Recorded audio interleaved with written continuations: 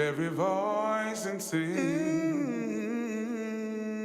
Sing to the heavens. My new work, entitled Lazarus, is about the idea of the sort of spirit reincarnating itself into a different existence, hence the title Lazarus.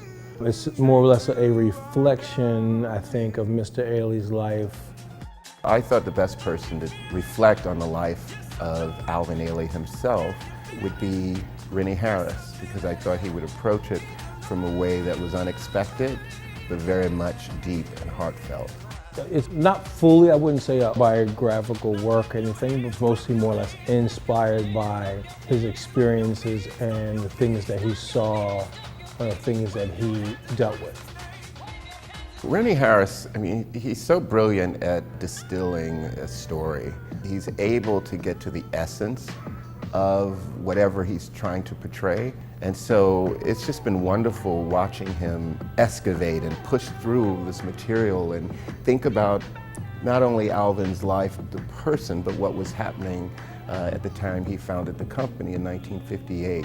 So Rennie Harris, just did a lot of reading, looked at a lot of interviews that not a lot of people have seen. The problem is that people really want to put you, if you're a black anything in this country, people want to put you into a bag. Yeah, I understand that. Black people can only do this kind of thing and that. And I don't like that. And just try to get a sense through those interviews, through his body language, getting down to the essence of who he was, according to Rennie Harris, and what he sees as reflective of his own artistic journey, but also what he meant to so many people. That's really interesting, because sometimes once we express that someone is an icon, that kind of takes the humanity out of the fact that this person probably had fears, probably had things that they had to overcome to be able to have the grace that Alvin Ailey did. And that's the reason we're still here living in his wake. And so Rennie really, I think, captures the essence of that.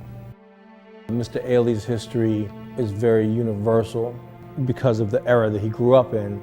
Universal being African American and our history and experience here in this country. Part of that history of his story is my story regarding racism, and so he had to endure a lot of discrimination, and so I feel like that's my story. Of course, nowhere near the level of discrimination and racism that he felt, but definitely felt and still here in a different way. And so I felt like it was important to tell that story, because his story is relative to many African Americans' story. For him to set a foundation the way that he did, that allowed it to still resonate 60 years later, means that there was a resurrection of his spirit to keep this vision alive.